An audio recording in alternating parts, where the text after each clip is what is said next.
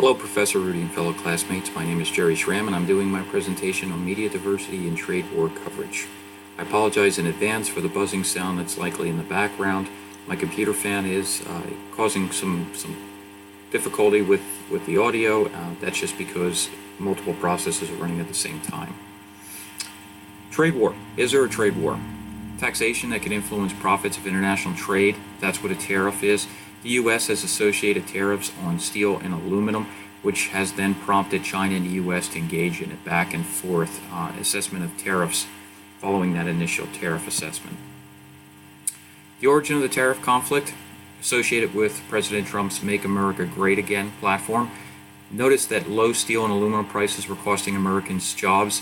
His premise to create jobs and improve American manufacturing, that kind of set the stage for why the tariffs were associated.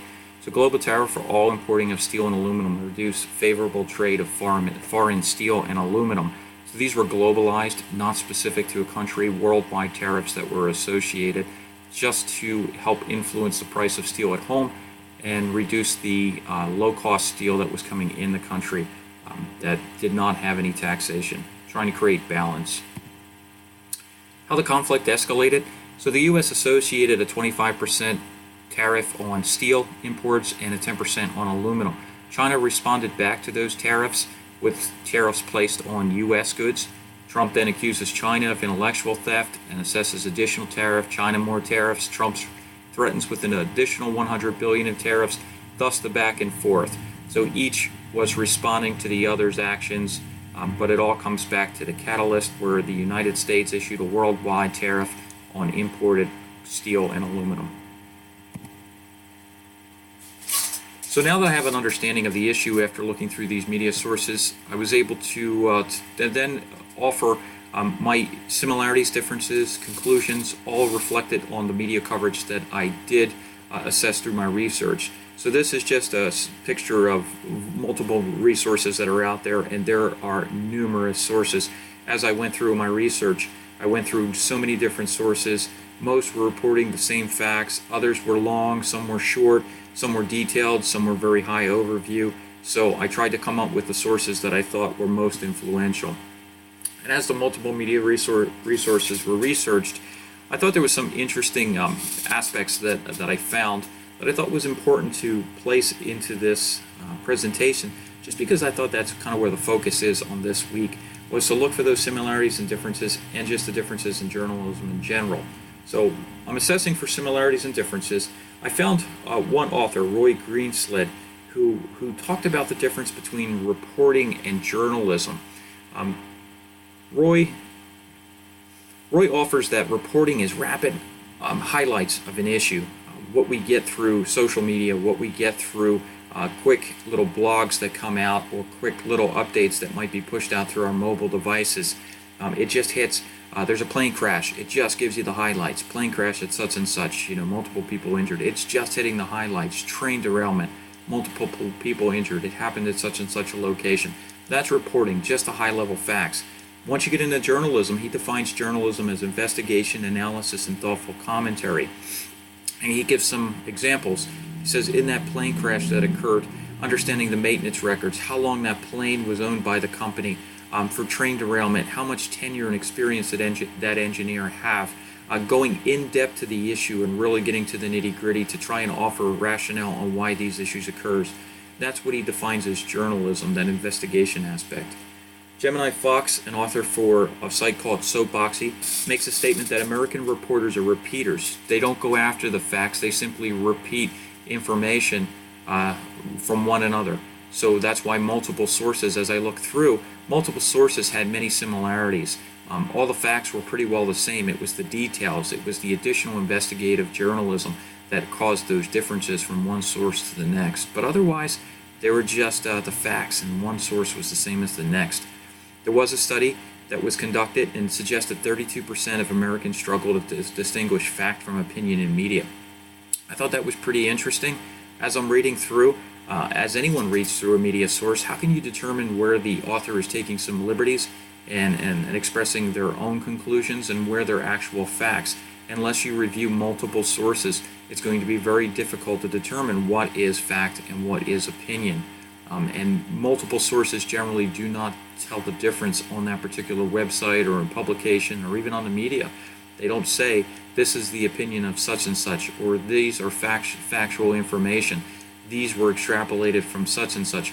Those generally don't happen in a lot of sources. You just get the facts and the information because we're a rapid society. We want the information, we want it now, and generally it's kind of moving away from that deep investigative journalism. So some of the sources I utilize: the BBC, South China Morning Post, Economic Times, The Guardian, Soapboxy, American Press Institute, Politico, the New York Times. Again, there were numerous sources that I reviewed as I went through. I spent multiple hours on end going through and just finding those sources that I thought were slightly different. Most of them were very similar in the facts. Some were much shorter where they just boom, boom, boom, all the facts came out. But I thought, hey, I want to see something that goes a little bit more in depth, provide some details and some investigation. And I thought the ones that I selected did a fair job, and some really did a great job and offered some great information that I utilized in my conclusions. So some similarities, as Fox alludes, most sources were repeaters. They stayed consistent to the facts. Pretty similar. The information was the same. They all identified the U.S. tariff on steel and aluminum as the catalyst. That was the start of the whole conflict. Tariffs assessed by both countries were consistent. They used the same numbers. They knew when it was assessed, how it was assessed, what it was assessed against. That was all consistent. The reactions of leaders from both countries were consistent. This person did this, which was elicited a response from this person who said and did this. That was pretty well consistent, but there was some sources that went just a bit deeper, and they utilized direct quotations. One of those sources was the BBC. I thought they did an excellent job overall, but one of the things that they had expanded on when China had associated those tariffs stated that China will not hesitate to pay any price and will definitely strike back resolutely to defend the interests of its country and people. I thought this was an important tidbit to go the extra mile and place this in there as a source. I thought was pretty decent from the BBC. It shows that China is more or less saying, hey, we're ready to fight. We don't like the fact that you put tariffs on there, but we're not going to take it sitting down. So I thought that was pretty interesting. Also, Trump's accusation of intellectual property theft, that's reported by all sources, but some sources, including the BBC, went a little bit further in depth. They offered some of the fact that he's petitioned to the World Trade Organization suggesting that this is occurring. He's challenged sanctions against. So we went a little bit deeper. Looking at some of the differences. So there were subtle differences in each of the sources. I didn't think they were very dramatic enough that I would have to report on them. How somebody portrayed the facts, somebody wrote a little bit different, they said something a little bit different. That happened depending on the author's writing style. But I didn't think it was strong enough differences to more or less bring into the presentation. But there were some differences that I thought were pretty important. The BBC, again, was a standout. They offered some differences not found in the others. One of the focuses they took and the position that the author took in drafting his piece was the American response to Trump's continued reaction to China's tariffs. There's several quotations from Republicans, especially from the farm states, that vocalized they are not in agreement with Trump. They said he should go about this in a different way. The conflict and the trade war with China is not the best idea, and they don't support it. They also went to box stores like Walmart and Target, who petitioned Trump to stop these trade battles with China because ultimately it's going to affect prices for American consumers. So they took a little bit of a different approach to this.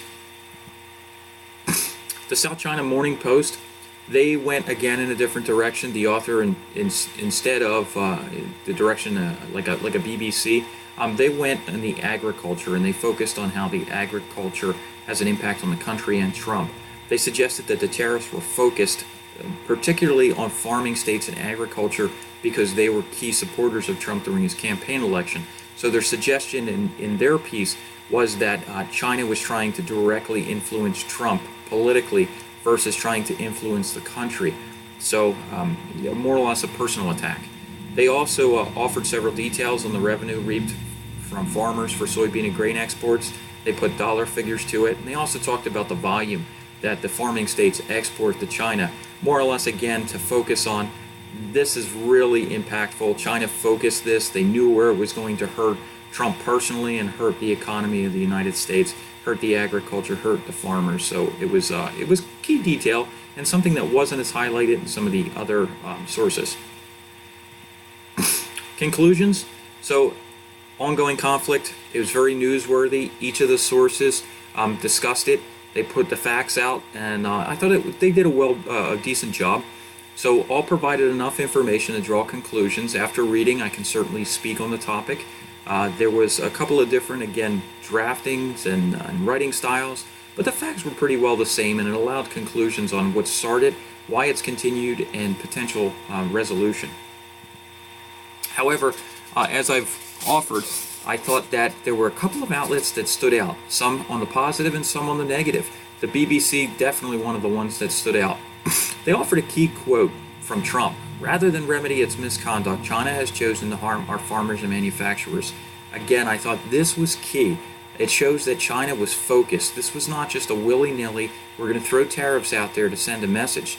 The messages that they were sending were key, almost planned. They knew where to attack, and they have a mission again to hurt President Trump politically and personally if the farming community were his supporters, as well as saying, hey, this is going to have an impact on the agriculture. We're going to focus here.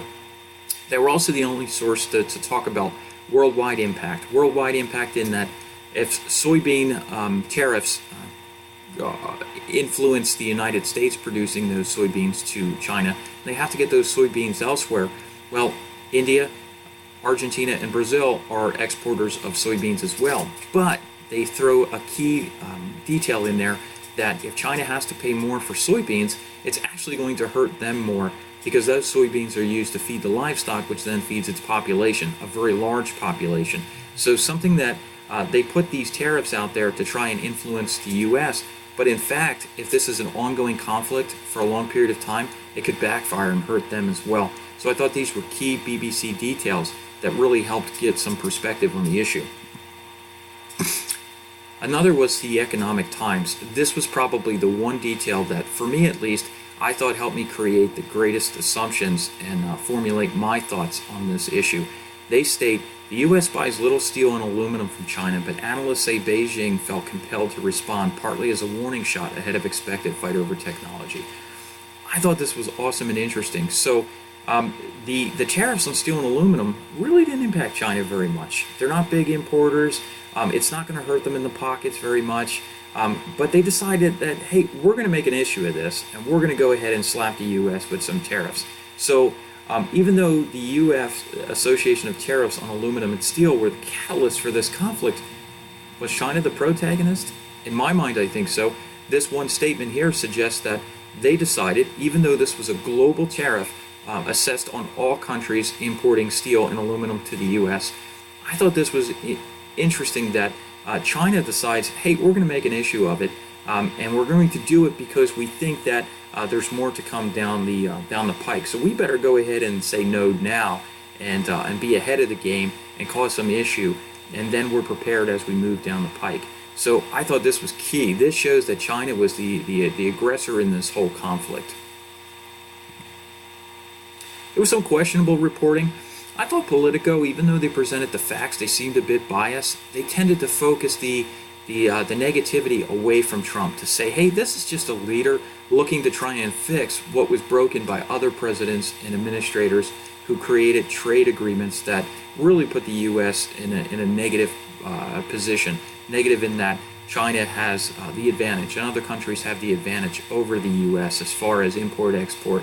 So they really took a lot of time and effort to throw some details in there, throw some numbers and figures that honestly I haven't seen in any other publication source. So it would be very difficult to take these as true facts unless I was able to research them and confirm them through multiple other sources. So I thought it was a little biased, and they really took a position. The South China Morning Post, again, some questionable statements. So this one was a little more recent to suggest that there's some trade talks and there's some ground gained. But some of the offered quotes from Chinese representatives suggest that China is open to pulling back a little bit of its laws and regulations as far as patents go in foreign companies. To go ahead and suggest that with a national campaign on Made in China 2025, they want to be global leaders in technology. To do that, it seems they were more than willing to steal technology, or at least accused of stealing technology. But if a company wants to gain market share in China, they have to align with a Chinese company. To do that, you're going to release information, and that's where the intellectual theft allegations come from. So if that was China's main premise, is to make China great, and we're going to get this technology one way or the next, and we're willing to do it through unethical means, is it real that they're willing to now make concessions? So that's something that I certainly would want to fact check before I would take that on its word. It just seems different from everything else that's been pushed through multiple sources. So in summary, I gained a great overview of the key issues related to this conflict, comparison between sources, the details were able to provide assumptions and personal conclusions, especially when I look at the BBC and I look at the Economic Times and those tidbits that really said, wow, there's a lot of facts between everyone, but these details really go below the surface and give you some really good information to say, even though it looks like this, maybe it's not. So some questionable information seems to surface from time to time. Again, Politico and the South China Morning Post, they offer some questionable material, but it really just goes ahead and substantiates the premise that if you don't look at multiple sources, or you don't have those sources that you really rely on for true information, you may be drifting more into that opinion than you are in the truth. So great example, great opportunity. I was able to gain some great information through this presentation. I do have a full reference list, as I offered earlier in the presentation. Multiple sources I utilized. They're all posted in my submitted paper, and I'd be happy to provide them for anyone who would like to see. Brings me to the end of my presentation. Thank you for watching. I hope that I was able to express the gains I've had through this presentation.